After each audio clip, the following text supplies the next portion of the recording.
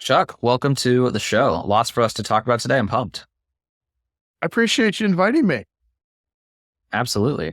I want to start with your book. I think it's got a fun title that gets the ball rolling and kind of probably says a lot about your personality and your style, when you consult or operate in general. And the book's called Hope is Not a Business Strategy. Do you have like a specific moment when that became like a catchism for you? Yeah. I spent 28 years with Lazy Boy. They're kind of my primary employer over my career. And we used to go ahead and do annual operating planning every year. What are we going to go ahead and project to go ahead and do next year? Sales would go ahead and give us, there's going to be a 3%, a 5%, and 8% improvement in sales. And then we had to go ahead and say, okay, how are we going to support that? And how are we going to overcome our economics? Because realistically, we knew our suppliers were going to go ahead and raise prices. We knew that, there's going to be a certain cost increase because we wanted to go ahead and be able to give raises. So, that was kind of all our economics. And it would be all of a sudden, it would come down from the executive. You need to save $750,000 next year. Well, nobody was excited about doing our annual operating planning. And they'd be like, oh, well, do we really have to do it? I said, yes, because, we can't just go to our executives and say, well, we hope to achieve this, but we have no plan. We have no details. We have no improvement projects. We have nothing that supports it, no foundation. So from that point on, I always would go ahead and say, well, hope is not our business strategy, or hope is not a business strategy. And I mean, if you talk to my old controller, you talk to the other managers that I worked with, as soon as they heard the title of the book, they knew it was coming from me, because it became a saying that I had each and every year. That's so funny. I have a lot of thoughts about that. I think one thing in particular I know you talk about quite a bit is project management, which is obviously very related to a planning meeting. I think there's a fallacy that I certainly had, right? Just because someone knows what something is, they think that they know how to do it. It's like for software engineering, people don't have that. They don't have that fallacy. They're like, I know what programming is and I don't know how to do it. Knowing what it is does not equate to knowing how to do it. Project management, people are like, I know what a project is. I know what a plan is.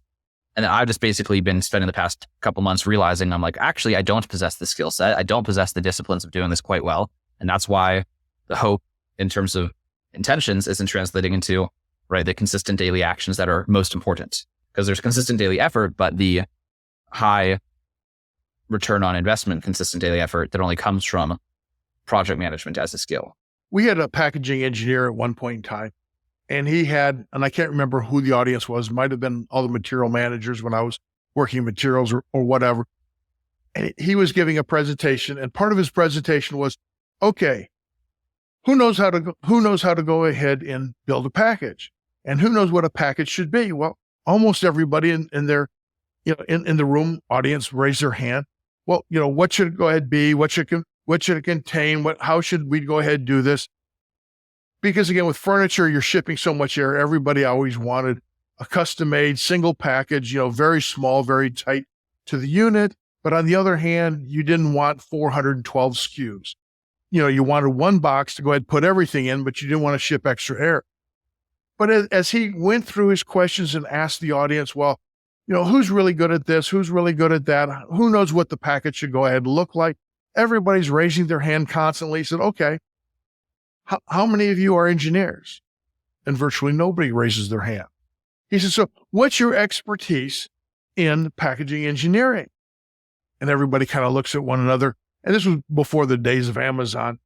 And he says, is it because you've opened a box in your past history? And everybody's kind of looking at each other, nodding their heads, saying, yeah, just because we've opened a box, we kind of expected that we were experts in packaging. And no, there's a whole lot more that goes with it, kind of like project management, than just opening boxes. Exactly. One that's really funny for people. We interviewed this author named Scott Young. He wrote a book called Ultra Learning. This episode was we recorded this in the spring of 2021. So more than almost 2.5 full years ago when we recorded this episode. Scott has in this book this idea of, it's called the illusion of explanatory depth. And it's basically, everyone knows what a bicycle is. But it's like, could you draw a mechanically sound bicycle? Like with the gears and the brakes? Like that's it. Like, do you even know, like, are the handlebars attached to the frame in terms of like an accurate representation of a bicycle? And not a proper engineering diagram and from different angles, but like just putting the pedals, how do the pedals connect to the chain and the chain connect to the bike and the brakes and where that's it. And people, it's not meant to embarrass people. And because I think the humility is just like, okay, that's a step in recognizing the truth and a step in actually undertaking the acquisition of the skill or knowledge to use it in an applied sense. Well, I think some of the brightest people are the ones who know what they don't know. You can be an expert in whatever field, but that doesn't mean you're an expert in every field. And if you know what you don't know, you know when to bring in and call the experts. You know when to go ahead and ask for help. I've been guilty of it in my past where I haven't always.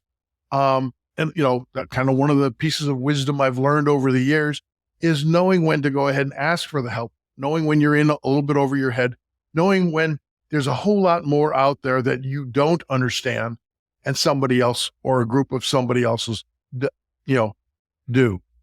No, admitting the deficiency in project management catalyzed the first growth in that area for me in so long because my business partner is actually much better at it. He's like, here's how I manage my projects. We're going to have a meeting once a week where you use my system and we check in every week to see how well you're using it. I'm like, okay, I didn't want to do it, but I couldn't argue with him because I was like, clearly I'm just not crushing it this yet. And that's like, I'm actually getting better at it paradoxically, right? By admitting I was bad at it. So super helpful. I think another big piece of what I've gathered from what it is that you do when you jump into a business and help them out is teaching people, elevating and delegating. And the story I'll share specifically when I was researching for this interview, I've been really struggling with efficiently creating the infrastructure to send a high volume of cold emails because there's a lot of little intricate pieces and documentation. It's just annoying. And that type of work takes me forever to do. And I'm like, stuff in the pipeline that's important. I want to address that, respond to this proposal, and then just consistently it's not getting done. And we had this blocker to doing it because basically I thought we'd have to let them use our Google Cloud account, right? And we're a data and analytics company. I'm like, I can't just give some random person on Fiverr from whatever country access to our Google Cloud admin account. But you're basically going through on this other interview I listened to, walking someone else through the process of like thinking through what a task is, an ongoing set of responsibility, and just like, stop, you shouldn't be doing this. And just, you were really exaggerated, truthfully, right? But exaggerated the opportunity cost of doing a super low return, low skill task consistently. And I don't know what it is that charged me up about that to like really critically analyze what was on my plate. I'm like, or we could just create a different Google Cloud account that doesn't have any critical infrastructure in it. And now I don't really care if anyone breaks it because the consequences they break that and there's no, civilian casualties. There's no side damage from that. And so I'm just like, that was a big unlock. Like whatever, obviously this is intrinsically worth it for the hour we're spending together, for the ability to publish an episode, for the ability to meet you and do all these things. Like that alone in terms of concrete value to my life, in terms of hours I got back just from that one idea you shared is just tremendous. Well, we had a vice president of manufacturing at the time, and we were getting involved in, let's do the team thing. And he brought a bunch of us down onto like culture, is that what you mean? Yeah, I mean, it was team building, friendship, like relationships, teamwork, and let's do things as a team. Let's go ahead and do things collaboratively, not just in a very autocratic environment. And so he had taken us, a bunch of us down to a particular plant, and we were on the plant floor and we got to talking, and I used the word empowerment. Well, he had a bit of a problem with that. And he and we got in an argument. I was the type who was certainly going to go ahead and push back, where a lot of other people wouldn't. And, he's like, well, you don't understand empowerment. We can't go ahead and let the inmates run the asylum. We can't go ahead and tell them that they can do anything that they want to do. I'm like, but that's not what empowerment is. Empowerment is we go ahead and we give them this box, and within this box, they can do whatever makes the process more streamlined, more efficient, more effective, that improves quality. Now, can they go ahead and go a little bit outside the box? Probably. Maybe that's what they have to ask permission for. But anything in the box, they can go ahead and run with. And he didn't understand that. And so we got a little heated. My voice probably went up in volume. I know his did. And when we were done, I looked around. There wasn't anybody else in this finishing room except he and I. But I think he learned from me that empowerment, is a little bit more than just letting the inmates run the asylum. I learned from that, yeah, I probably should go ahead and have a little more respect for, the title, for the experience that he had. But I think realistically, we came together and learned something from one another that, one, it's a great story for me to go ahead and tell. But I think he learned that, yes, he could go ahead and empower people. He could empower teams and not have to worry that the inmates were running the asylum, because you're not giving them the keys to the entire kingdom, but you may be giving them the keys to this room and saying, go fix it, make it better. And as a company, we move forward because of that. Exactly. That was the hidden assumption, right? It's all or nothing. Absolutely. They either have my decision, they give them any decision-making power, gives them the ability to overrule me on anything. It's like, right. That's not what I said at all. That's what you heard, but that's not what I said. So exactly. And I'm like, to be able to segment that and create some boundaries, that total catastrophic failure does not lead to anything bad happening. Right. It's like the worst performance, they steal everything. And I'm like, there's just, it's fine. It's okay, because we drew a nice box appropriately. Well, we limit the authority, but we give them enough authority where they can go ahead and do their job and they can make improvements in their job. I was taking over a plant at one point in time, and, you bring everybody together. It's kind of meet the new boss type of thing. And in the conversation, I told them, it was a very physical, demanding plant. We were cutting plywood. So they're taking sheets of plywood, they're flipping it, they're putting it on the router, they're taking off parts. It was dirty, it was hot. I mean, it was a tough job. And I told them that, while we need their muscles to go ahead and do the job, what I wanted more than anything else was their mind. And they're like, Chuck, we've never had anyone say that. We've always just said, we've always heard, we just want your muscle. We want you to go ahead and do the job, do the job, do the job. But I said, nobody, well, I want to go out there and I want to learn what you do. I will never be as good at it as you, because you're doing it 8-10 hours a day, 5-6 days a week. There's no way that I'm going to build that muscle memory. I'm going to go ahead and understand what shortcuts that you're learning to go ahead and take to be more efficient, to be more effective. So I need that from you to go ahead and develop that annual operating plan to find that savings, not to go ahead and make your job tougher. I want to make your job easier. Ultimately, what we're able to go ahead and do is we started buying self-loading routers, so it would pick up the sheet of plywood for them. So it took the heaviest amount of work off them. And now all they had to do is pick up cut pieces and put those onto a pallet. So, I mean, from their knowledge, from their insight, from those types of conversations that we had, and I told them I valued their mind, not just their muscle. They were able to go ahead and say, well, the biggest problem in our job, or the biggest obstacle, is having to pick up that sheet of plywood X number of times a day, over 8 hours, over 10 hours, whatever, and do that and be able to go ahead and recover that night and come back and do it again the next day. Exactly. Are there signs for kind of proactively catching that? Because kind of on my same story here, on meeting earlier today, I was like, there's no way I'm finishing this in less than 25 hours. And that was kind of like I was like, and this is not worth a week of effort to do. But I was just like, I guess it needs to be done. Like, so that for now, I'm kind of like, okay, anytime I say, there's no way I'm going to get this done in less than X hours, it's like, okay, then don't, right? The solution is to don't do it. The solution is to find a way to go buy it. And are there similar kind of clues, or whether it's just like subtle things people say that help identify, like, this is about to be a major thing that no one's questioning the ability to just buy the one piece of equipment that solves the hardest part of the job and lets them focus on other things? Well, I mean, what causes you the most pain? If you had a magic wand, or if you had unlimited resources, what would you do to go ahead and change this process and make it easier for you?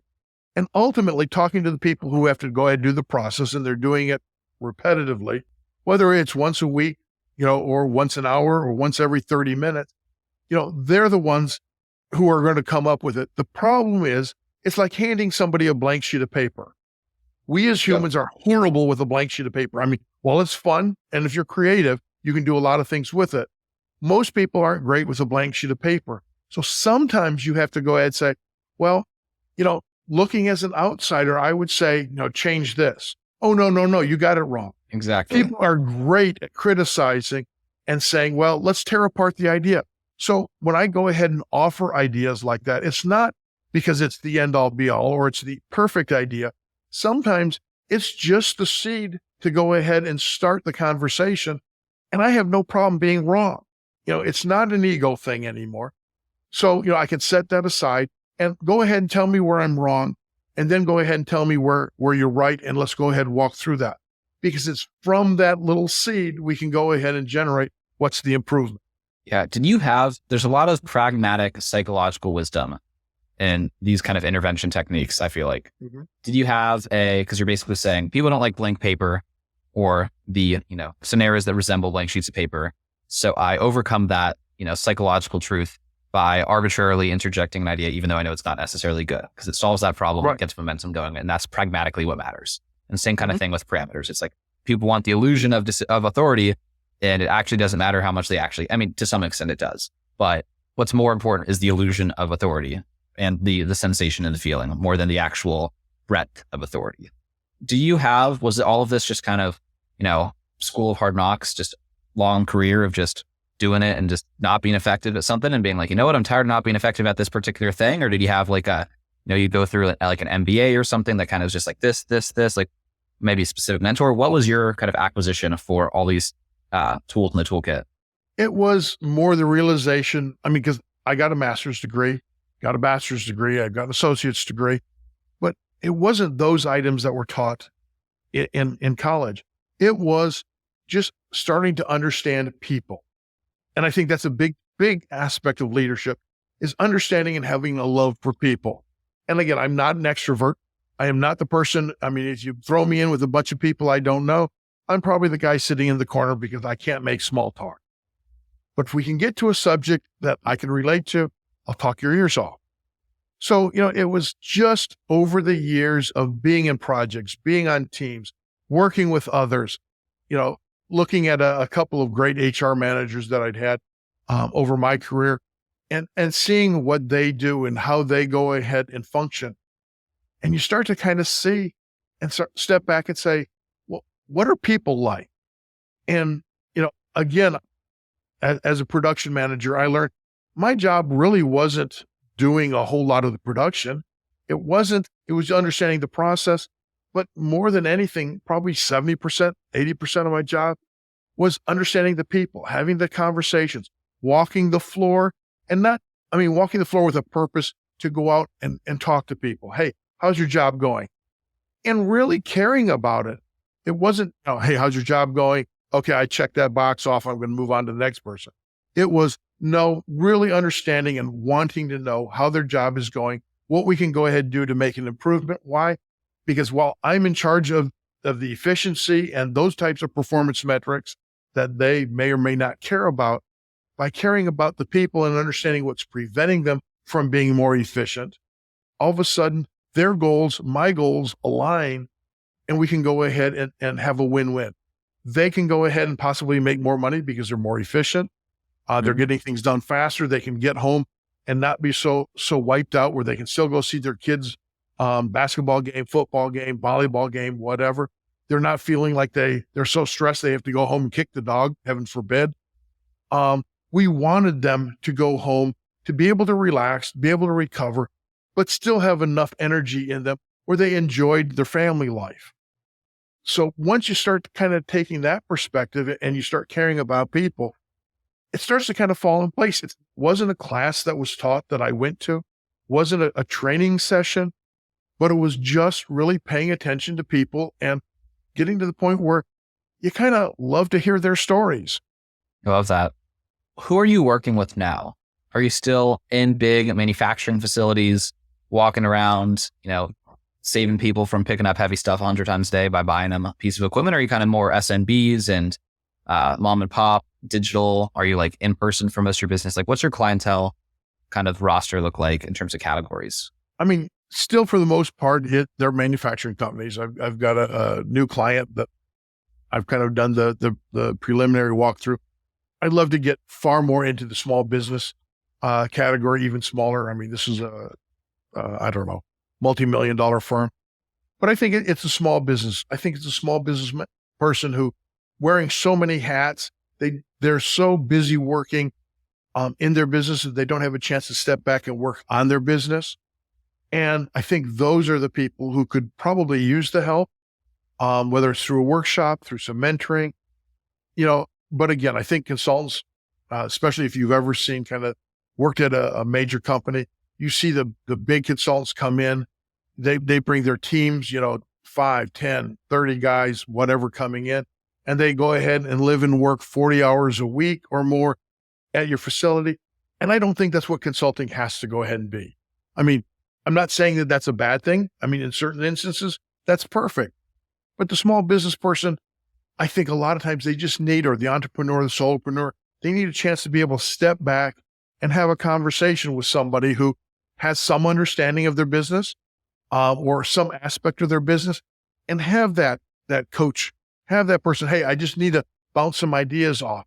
And it may be that I don't necessarily have any new ideas for them, but having that opportunity to have that conversation and to talk about their business rather than fighting the fires will get them the chance to prevent the next fires, to do some planning.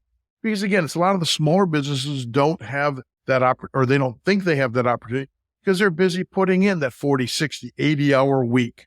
That's funny. Half of not half, but a significant portion of the value that you can provide sometimes as a consultant is just the accountability to have a person focus on a single type of conversation for like an hour, right? Absolutely. It's just the fact that you got them to show up and think about this rather than the insight that you provided. I mean, that's probably also massively valuable, but sometimes people are like, you said like 2 things the whole time. And they're like, this was the best call I've ever had. And it's like, I just literally got you to not be distracted by your emails for an hour and you haven't done that in 7 weeks, but happy to help.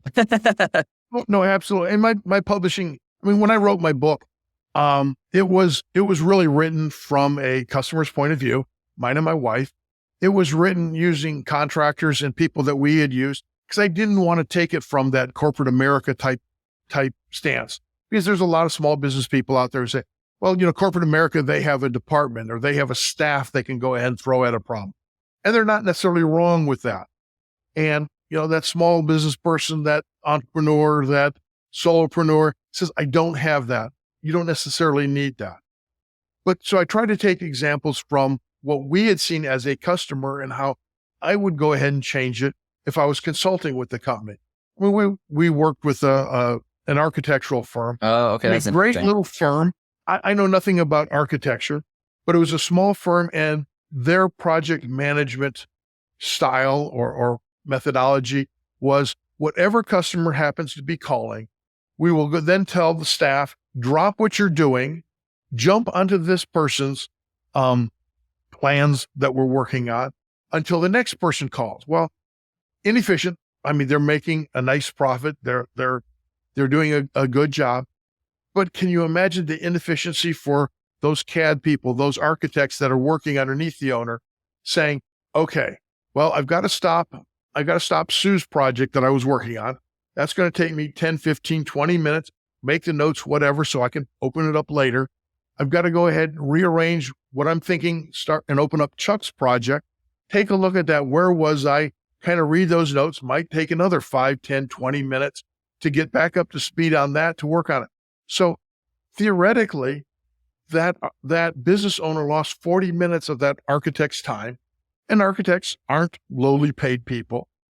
I lost 40 minutes of that architect's time in an hour so that I get 20 minutes of productivity out of a 60-minute hour. How is that beneficial? And the customer is probably upset because they're calling saying, hey, what progress have you made over the last couple of weeks? Probably not calling day to day. Maybe they are. But hey, what progress have you made over the last 2 weeks?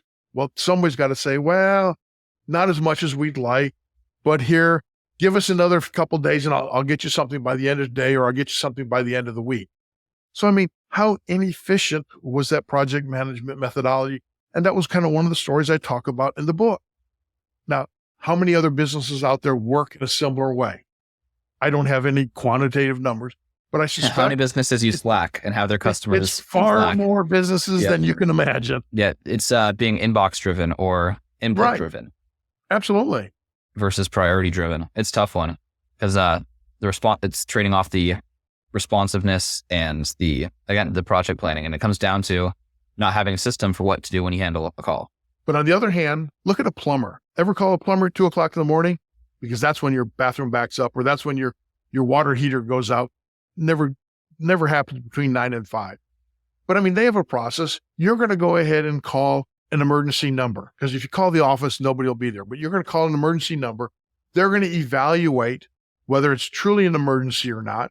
And then they're going to go ahead and call whoever's on duty. If it's just a one-man plumbing shop, you're going to call the owner. But if it's, if they have a couple, 3 plumbers with them, you're going to call whoever's in the rotation and let them know, hey, so-and-so's got a problem. Can you go out to this address and help them out? So they have thought through the problem, whether they realize it or not.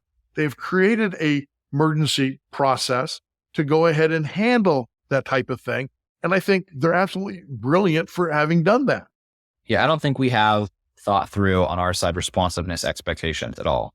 Like, we do our best to be quick, and Right. that's not a system, right? That's an intention, but because it's also, again, people care more about clarity than speed. That I Right. think a lot of people don't realize. Well, and I believe I like time blocking. I'm not saying everybody should use it, but I like to block a certain amount of my time throughout the day when I'm working with clients or just working on my own for chaos. And you say, Chuck, what's chaos? Chaos is going to happen. Whether you want to call it Murphy and Murphy's Law, chaos.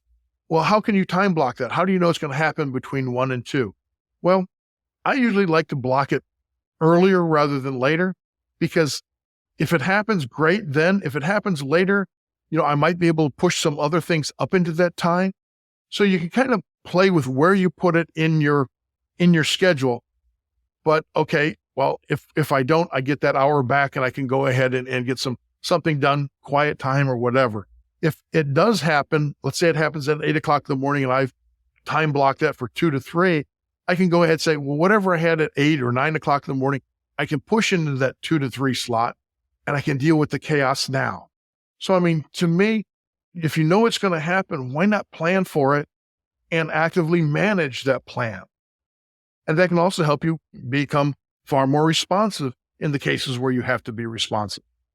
Tell me about the motto about positivity being contagious. I mean, who wants to work with a whole bunch of people or even one individual who's just always down? It's going to rain today. It's going to storm. I don't know if we're going to have floods. Well, okay. And that might happen. But if now everybody's thinking about the negative things, then, that's all you're going to go ahead and see. One of the things I worked for quality for a period of time. And because quality is always dealing with defects, or always dealing with the bad kind of side, you kind of start thinking of all these negative things, but you have to say, well, wait a second. We're looking at the negative only to get to the positive, because what do we want to be? We don't want to be the fireman. We don't want to be the person who has to run out and put out the fire. What we want to become is the fire marshal. How do I go out ahead of time and put out and prevent the fire so I don't have to put it out? So there's no risk of life. There's no risk of life or limb to anybody. But yet we as a society, we put that fireman up on a pedestal, as they should be, because they are taking the risk. But realistically, shouldn't we be applauding that fire marshal who prevented that risk, who prevented that fire in the first place? That's interesting. Yeah, it probably comes back to, the answer is, how do you work around and systematize around psychology? Right. Just, I think fundamentally, society is just a composition bottom up of lots and lots of individuals, and collectively we're just not that proactive by default. No, And absolutely. It's just, how do you systematize the right amount of proactivity? Well, we had systematize and or incentivize, which is another form of proactivity. You've got to kind of plan it. You've got to kind of play. You have to understand the psychology. We had our plant floor. Most people like to get off early. They knew about what they were going to go ahead and make because, they were on incentive pay and they knew how efficient they needed to go ahead and be. But they always liked to get off early because it was a chance to spend time with their family. It was a chance to go ahead and spend some of the money they'd earned, whatever. So every once in a while, they would go ahead and hear, hey, we're about to run out of a part. And what would they do? They'd actually speed up. I mean, how counterintuitive is that? Not, hey, I want to go ahead and work all the way till 5 o'clock so I can get my full pay. Most of them would go ahead and speed up. Hey, I can make my pay and get out of here an hour early or an hour and a half early. So once in a while, we might go ahead and float the idea out on the floor. Hey, we're about to run out of a part, to go ahead and play on that psychology. When we knew we had plenty of them, they might not be in the right location because we needed that little boost of productivity. They needed that incentive to go ahead and get them a little bit further. Now, none of them had made plans to get off any earlier than the 5 o'clock or whatever time the shift ended. So realistically, maybe not. But if they could get the work done a little bit early and we didn't run out of parts, again, it was a win for me as a production manager because we made our goal, or we made a little bit beyond our goal. And it was a win for them because they might go ahead and get out a little bit early. So again, playing those games, and I do it to myself. There are things I don't like to do. Well, if I do this, I'll kind of reward myself by that. Yeah. So sometimes it's just playing with psychology in order to go ahead and get things done a little more effectively, a little more efficiently. What do you think that people outside of manufacturing should learn from manufacturing? I think one example, right, in manufacturing, input-output pairs between effort and value are extraordinarily clear, right? Which is why it's super easy to, not easy, let's say, but easier to identify bottlenecks, and just more attention is, there's just certain systems that are standard in manufacturing that because of this simplicity of the input-output pair of the business. Right. What are other things you think that, and maybe you can tell me if you disagree with that theory I just came up with, but what other things do you think kind of non-manufacturing businesses are missing out on or should learn from the manufacturing businesses? Because it sounds like there's a lot of what you do is kind of taking principles learned there and of course applying them there, but also everywhere else. I think there's a couple schools of thought that have been used very well in manufacturing. I mean, lean is one, and lean is really about defining everything based on what your customer values and getting rid of anything that doesn't create value for the customer, other than things that you have to do. I mean, there are regulations and that kind of thing. Kind of also continuous improvement. And we would go ahead and see, manufacturing would say, okay, we've got to go ahead and save $750,000 next year when we're doing our annual operating planning. Well, HR, how much are you going to save? What? We don't have anything to save. So you're saying every one of your processes are perfectly efficient. Well, no. Accounting, how much are you going to save? What? We're just a scorekeeper. But again, you provide a product, whether that's monthly, weekly, quarterly type of financials. Are you doing that as efficiently as you possibly can? Or are you looking at ways to improve that? But again, those concepts, leans, continuous improvement, are so focused on the manufacturing floor that they're not applied throughout organizations. I mean, there are certain organizations who do that phenomenally, and we read about them. I mean, the Toyotas and that kind of thing. But I think most organizations don't go ahead and apply those types of mentalities to the non-manufacturing functional areas. And I think that's where there's a huge loss in efficiency, a huge loss in productivity, a huge loss in effectiveness. Well, I have all these regulations. Okay, how do we overcome them? We had an HR manager. Every quarter, the executives would come down and we'd have to give a big presentation, and we'd go through the manufacturing aspects. We'd go through the accounting aspects. We'd go through the HR aspects. And our HR manager, great guy, would say, well, the laws in Mississippi don't allow us to go ahead and do this and do this and do that. Well, after our executives had heard that 2 or 3 times, they said, well, are you working to change the laws? Well, no, we're just one company in this whole state and everything else. Well, if you're not working to change the laws, then you have to learn to work within the laws. And how are you getting better? And I think it was on lost time accidents and the number of people that we had out because of that. And it was such kind of an eye opener to me that, wow, okay, we can't go ahead, keep using the same thing as an excuse. We need to overcome the excuse either by changing the law, the regulation, probably not going to happen, or we got to find a better way to work inside of what we can control so as to go ahead and better the overall performance metric. And it was amazing that next quarter, we probably didn't tweak it a whole lot because sometimes it takes some time, takes some work. But over the next year, 2 years, 3 years, all of a sudden that performance metric got phenomenally better simply because of the pushback that somebody who was not an HR expert, was not an attorney, did not understand or care really what the laws said. I mean, they care because we want to work ethically and morally and within the law, but they said, we need to figure out a way to go ahead and still get the same type of performance, even though the law is the way the law is. Let's do a few bonus questions. I heard that you retired briefly and got bored, and that catalyzed a lot of the still continuing to use the knowledge you've accumulated over the years to add value to organizations and people. Outside of this, has anything else interesting emerged out of the spaciousness you get from retirement? I enjoy traveling, so I do a lot of that with my wife and I. But it was my wife who kind of said after a year retirement, either find a job or find a hobby. I had been riding motorcycles quite a bit. Old back injuries have gotten to the point where I just can't go ahead and take the beating that a motorcycle gives anymore. So, I'm constantly looking at operations. I mean, it's crazy. My wife and I will come out of a fast food joint and say, why can't they be more like, let's say, Chick-fil-A? I mean, Chick-fil-A's got a great drive-through process. Why can't McDonald's copy it? Why can't Burger King copy it? Why can't Wendy's copy it and improve that process? Because we can see best-in-class types of things. So why don't we go ahead and say, how do we benchmark against that? How do we improve to that? How do we get better than who's already doing it the best? So that's kind of what got me into enjoying spending time going out and working with small companies.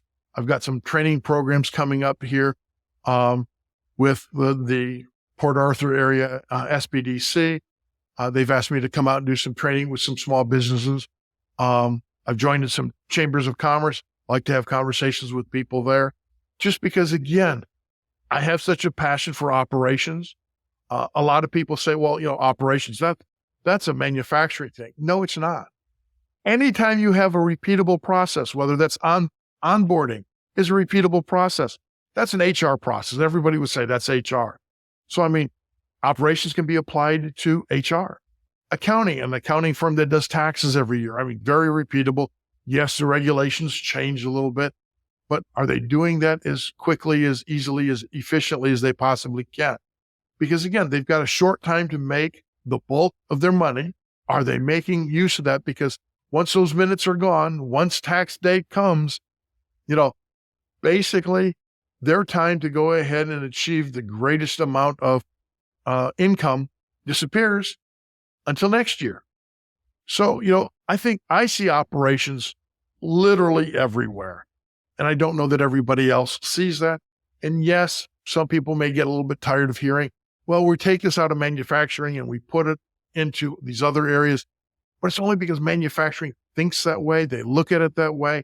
They see their processes as being repeated over and over and over, whether that's 100 times a day, 1,000 times a day, 1,000,000 times a day. I see that in a lot of other opportunities. I mean, a contractor putting in a pool.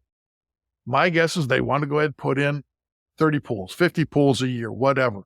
Well, while the pool shape may be different each and every time, well, the backyard layout will be different each and every time. Putting in a pool, you still need kind of the basics. You're going to have to dig up a yard.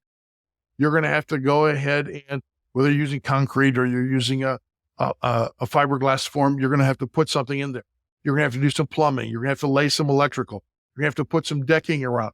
So again, it's a repeatable process at some level. Why wouldn't you go ahead and make it a repeatable process and create your performance metrics around that and go ahead and see how much efficiency you can go ahead and get? And if you know that you're going to get so many customers, and you're going to go ahead and need a decking crew every week to go ahead and do a deck at a different location, why don't you plan for that? Because does the decking crew really care which location they're doing their decking at? No. They're a subcontractor, possibly.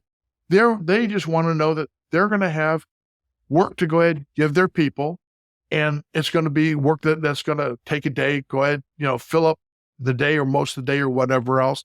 And what else can they go ahead and work in? So again, I see repeatable processes nearly everywhere. And that's what I challenge others to go ahead and look at. because that's what we can go ahead and improve. I have two more questions for you, and then we'll wrap up. If there's a most common mistake that you see, whether it's related to operations or project management, that you see entrepreneurs time and time again continue to make, maybe it's something we discussed, maybe it's something new, what would that be? I guess probably the biggest thing would be planning, because most entrepreneurs get so busy working in the business that they don't have a chance to step back and work on the business. And it's true whether you're a small company or a big company. One of the things I remember very vividly, we had a tornado hit a manufacturing plant.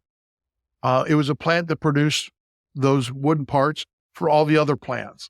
So the impact was going to be huge. It was going to impact our customers. It was going to affect our dealers. It was going to go ahead and affect our consumers. We didn't have a plan for it. And I got the call after we told them, hey, tornado hit. We're now on site, and this facility is going to be unusable for probably about 6 months. They're like, you've got to find a way to go ahead and fix this, or you got to find a way around this. I said, well, you're right. Can't do it today. Give me 3 days. Let me come up with a plan for you. I kind of think I understand your expectations. Don't go ahead and let everything shut down. Let's go ahead and take care of our employees.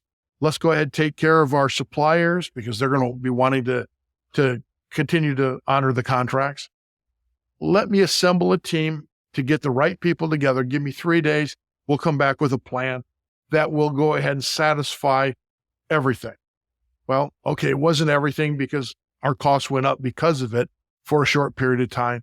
But realistically, by assembling that team, by doing a plan, we could then go ahead and say, these are our performance metrics. This is what we're going to do going forward. And that was a contingency plan. From that, they learned, well, all the other plants needed contingency plans for different emergencies. And I think the benefit of planning is, even if you never use it, you've had a chance to think through option A, option B, alternative C.